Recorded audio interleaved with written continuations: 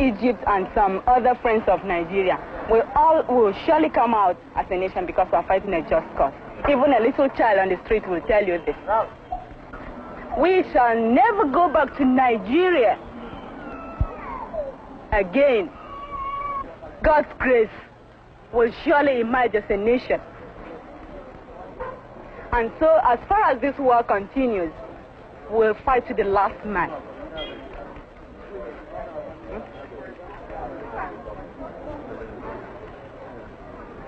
The leader of the Biafran people is His Excellency Lieutenant Colonel Chukwuemeka Ojukwu. Those hot days, the Quakers, and the only thing we could do was to found a place where our fleeing compatriots could at least find an end to their flight.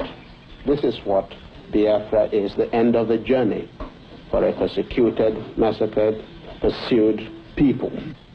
We have made all attempts at a democratic resolution of this crisis.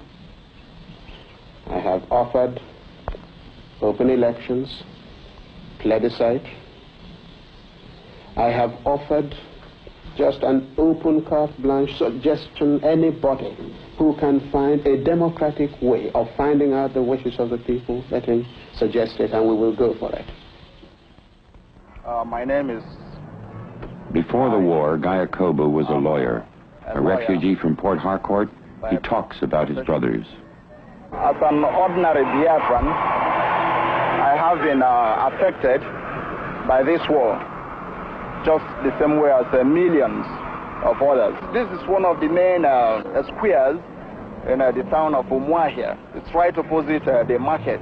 Now, most of the stores are open, not because they do a lot of business, but because they just have to keep open to make believe as if life is still normal, as if they're still carrying on their normal day-to-day business. They don't sell much, and even at the prices which they sell, the ordinary man in the street can't afford to pay for these products, but still they have to keep open. That is those who are not employed in essential services.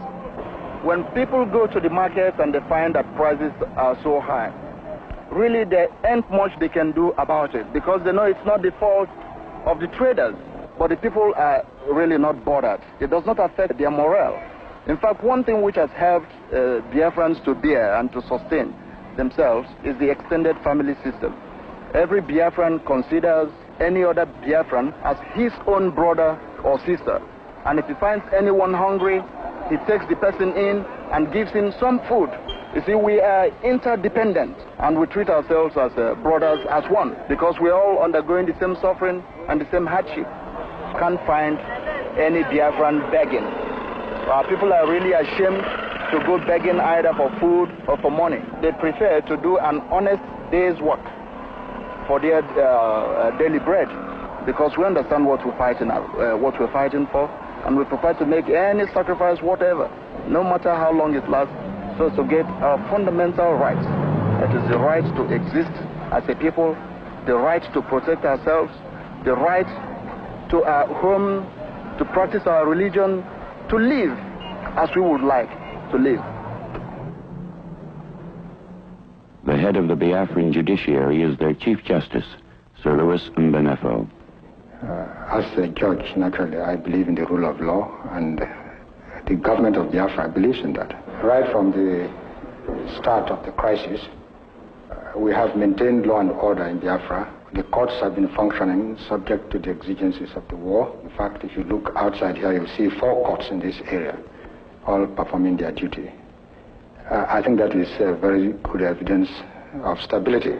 But we who are in the leadership have learned one lesson, that when a people are determined, you cannot crush them by force of arms. And if this war has done one thing, it's made Biafra into a nation. Every child, every woman, every man feels it in his blood. It's a thing you cannot conquer. You only have to walk out in the street, and it stares you in the face. You go through Biafra, in all facets of life, we have all that makes a nation.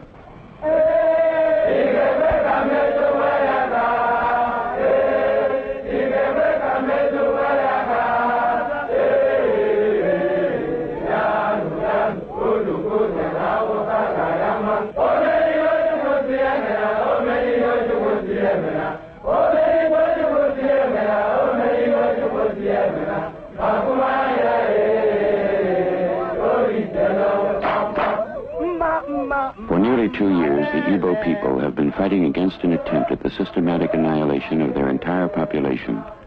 They are isolated from the outside world and outnumbered in the field, but the Biafran determination intensifies.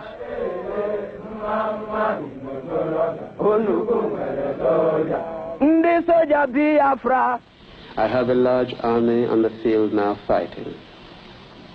The government and the people, or the government of Biafra, has never paid that army. Everything that army uses till today is by voluntary contribution. The army of Biafra is fed by the locals in whatever area they're operating in. Talk of our troops, to really understand them, to understand us, one has always to bear in mind that we are fighting most reluctantly. We're not fighting as a concerted policy to do something or to seize something. It's a reflex action. We have to do it because something is happening to us. And that affects the whole attitude of the military. All of them would sooner see an end to all this. I am Major General Philip Effiong, the Chief of General Staff of the Biafran Armed Forces. When this war started, we had 128 rifles. We did not have a single mortar, certainly not a single mortar shell. And we just had no answer to these things. The Nigerian propaganda is quite effective because they give the impression that we are finished here. Of course we are far from finished, and we do know that we can go on fighting them. We are always in readiness, and that we're quite prepared to carry on the struggle for as long as the Nigerians like.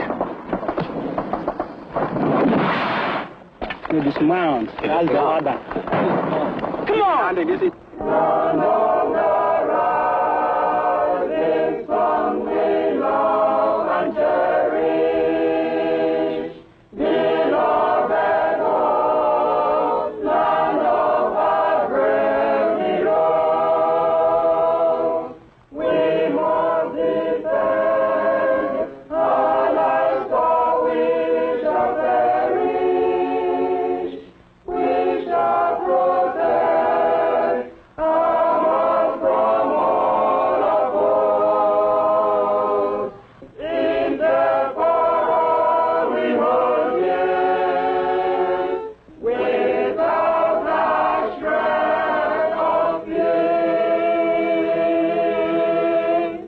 When you will see things for yourself, you'll see that there has been no holds barred in this war.